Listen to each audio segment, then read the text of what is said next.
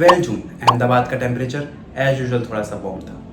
Air India का Boeing 787 Dreamliner अपने routine security checkup के बाद सरदार वल्लभ भाई इंटरनेशनल एयरपोर्ट से टेक ऑफ लेते हैं लंदन के लिए अराउंड 1:40 PM, जिसमें 230 पैसेंजर्स, 10 क्रूमेट एंड 2 पायलट थे। टेक ऑफ के कुछ समय बाद ही एयरप्लेन अपना ऑल्टीट्यूड बहुत रैपिडली लूज करता है और जाके क्रैश हो जाता है पास के रेसिडेंस बीजे मेडिकल कॉलेज में और होता है एक बहुत बड़ा explosion. Looking at an actual crash taking place, but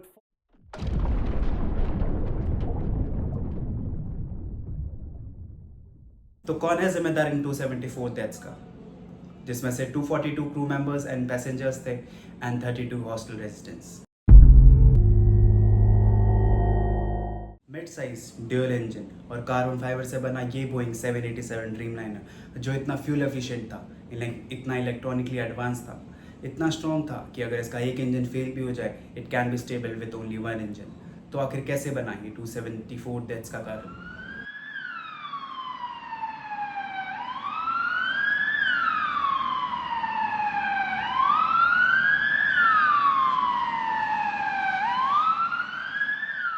ऐसा क्या हुआ जिसका हिस्ट्री में कोई भी प्लेन क्रैश का रिकॉर्ड नहीं है?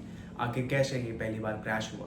प्लेन क्रैश के कुछ समय बाद ही नेशनल ट्रांसपोर्ट सेफ्टी बोर्ड ने यूएस इन्वेस्टिगेटर्स की एक टीम इंडिया भेजी to investigate this plane crash.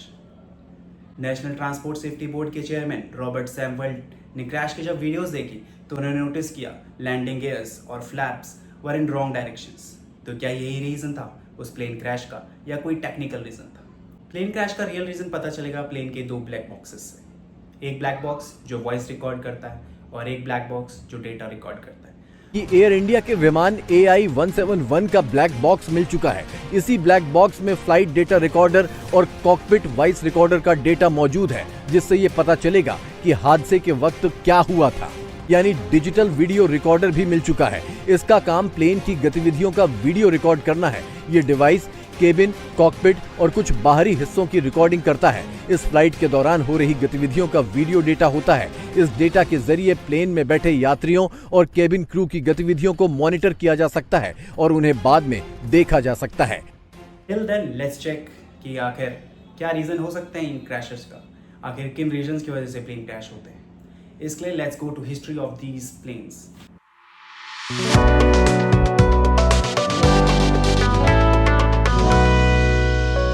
जो प्लेन आज तक कभी क्रैश नहीं हुआ है, जो प्लेन आज तक किसी भी डेथ का कारण नहीं बना है, बोइंग 787। तो आखिर ऐसा क्या हुआ आज जो ये प्लेन क्रैश हो गया? ऑल्दो ये प्लेन कभी क्रैश नहीं हुआ बट इसमें टेक्निकल इशू आना वॉज वेरी कॉमन। VTANB के अंडर रजिस्टर होने के बाद ये बोइंग 787 इंडिया में 6 सितंबर 2012 को पहली बार टेक ऑफ लेते हैं। 19 सितंबर 2012 एयरलाइन स्टार्ट होने के 14 महीनों के अंदर ही total of 136 minor glitches registered किए गए 787 बोइंग के खिलाफ, जिसमें दिल्ली टू कोलकाता जा रही एक फ्लाइट जिसमें क्रैक्ड विंडोज और विंड थ्रस्ट का इशू हुआ। ये टेक्निकल ग्लिचेस सिर्फ इंडियन एयरवेज में नहीं आ रहे थे, जापान इंटरनेशनल का भी कुछ ऐसा ही हाल था। निप्पॉन एयरवेज जो जापान बेस्ड कंपनी है, एक फ्लाइट जो टोक्यो से बॉस्टन जा रही थी, जिसमें पैसेंजर चढ़ने के बाद कुछ नोटिस करते हैं कि एयरप्लेन के विंग्स में से धुआं आ रहा है। आखिर क्या रीज़न था इस धुएं का? ऑल्दो सारे पैसेंजर को उसी टाइम इवैक्यूएट कराया गया। इस एयरलाइन को एग्जामिन किया तो पता चला जो इसमें लिथियम आयन बैटरीज यूज हुई थी वो आफ्टर रैपिड यूज़ बहुत हीट हो जाती है, जिससे स्मोक आता है and due to multiple usage it can convert into fire. तो ये ह्यूमन लाइफ के लिए एक बहुत बड़ा थ्रेट था, जिसकी वजह से इन फ्लाइट्स को 3 महीने के लिए ग्राउंडेड कर दिया गया। मेटल कंटेनमेंट बॉक्स लगाने के बाद लिथियम आयन बैटरीज का ये प्रॉब्लम सॉल्व हो गया। बट क्या एक लौती मेजर प्रॉब्लम थी? नहीं, एक सबसे बड़ी प्रॉब्लम थी टर्बाइन डिस्क इशू। जब इसकी इन्वेस्टिगेशन करी गई तो पता चला कि टर्बाइंस बनाने में आयरन का बहुत ज़्यादा यूज़ हुआ है। आयरन जो ज़्यादा ड्यूरेबल नहीं होता, आफ्टर कंटिन्यू यूज़ वो छोटे छोटे पार्टिकल्स में ब्रेक डाउन होना स्टार्ट कर देता है, जो इंजन में जाके इंजन को डिस्टर्ब कर सकते हैं और which can lead to fire. Take off करने के कुछ समय बाद ही क्रैश होना ये बहुत रेयर इंसिडेंस है, बट 2014 में भी ऐसा ही कुछ हुआ था। 14 मई सिंगापुर से सैन फ्रांसिस्को जा रही ये फ्लाइट जिसका नाम बोइंग 787 ड्रीमलाइनर था, जो टेक ऑफ के 30 मिनट बाद ही इंजन नंबर 1 जो कि लेफ्ट इंजन होता है उसमें इंजन फेलियर रिपोर्ट करता है। बट एक्सपीरियंस पायलट होने की वजह से वो अपना फर्स्ट इंजन बंद कर देते हैं and they fly on second engine and एक इमरजेंसी लैंडिंग होती है। बट ये एक बहुत बड़ा थ्रेट था।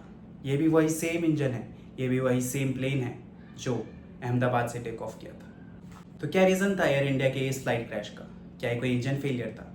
I don't think so, because this plane is capable enough to run only in one engine. It mean अगर एक इंजन खराब भी हो जाए तो वो एक इंजन में भी स्टेबल रह सकता है, एक इंजन में भी इमरजेंसी लैंडिंग हो सकती है। तो क्या रीज़न रहा? क्या एक पायलट की इशू है या पायलट ने कोई गलत डिसीजन ले लिया? हो सकता है इमरजेंसी सिचुएशंस के दौरान कई बार ऐसा हुआ है कि पायलट्स ने गलत डिसीजन ले लिए हैं।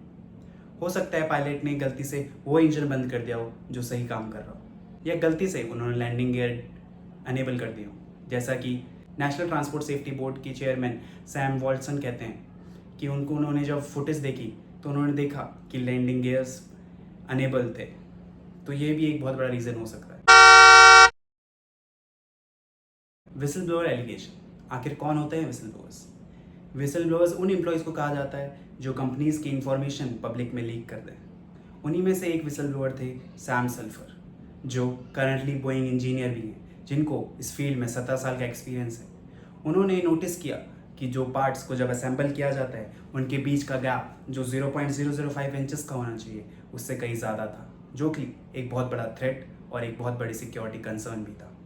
यही नहीं, उन्हें ये भी नोटिस किया गया जब इंजीनियर्स दो पार्ट्स को असेंबल करते हैं, उन दो पार्ट्स को टेम्परेली फिक्स करने के लिए काफ़ी इंजीनियर्स उसको जंप करते थे, उसको फोर्सली इंटैक्ट करते थे, जो कि एक बहुत बड़ा कंसर्न भी है।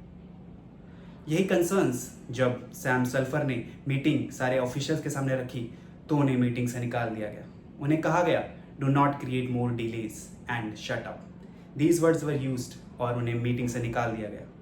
उनका ये कहना था कि बोइंग 787 ड्रीमलाइनर्स इतनी ख़राब हालत में कि अगर उनके एलिगेशंस को इन्वेस्टिगेट किया गया तो सारे के सारे 787 ड्रीमलाइनर्स को ग्राउंड करना पड़ जाएगा।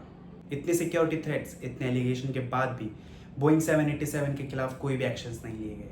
सैम सल्फर की तरह एक और विसल ब्लोअर है जिनका नाम है जॉन बार्नेट, जो बोइंग के फॉर्मर क्वालिटी मैनेजर रह चुके हैं, जिन्हें इस फील्ड में 30 साल का एक्सपीरियंस है।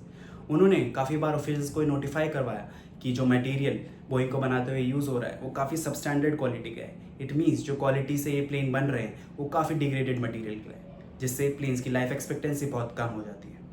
एक और मेजर रीजन जो उन्होंने बताया कि इंजन्स में काफ़ी डेब्रिस मटेरियल पाया जाता है। इट मीन्स उसमें काफ़ी छोटे छोटे मटेरियल्स होते थे जो एक सेफ्टी कंसर्न है, जो इंजन को काफ़ी डिस्ट्रॉय कर सकते हैं फ्यूचर में। एक और सबसे बड़ा सिक्योरिटी कंसर्न उन्होंने ये बताया, failure of oxygen system. It means oxygen systems were not working properly. उन्होंने ये तक कहा कि इमरजेंसी सिचुएशन में हो सकता है कि आउट ऑफ 5 एक ऑक्सीजन सिलेंडर काम ही ना करे। इतने थ्रेट्स, इतने अलर्ट्स के बाद भी बोइंग 787 के खिलाफ कोई भी एक्शंस नहीं लिए। आई थिंक ये भी एक बहुत बड़ा रीज़न हो सकता है। आखिर क्या रीज़न था इतनी सारी नेग्लिजेंस, इतनी सारी अवॉइडेंस का? ये सब एक मिस्ट्री रहेगी। जल्दी मिलता हूँ आपको ऐसे ही किसी एक इंफॉर्मेशनल वीडियो के साथ। Till then, keep subscribing, keep liking.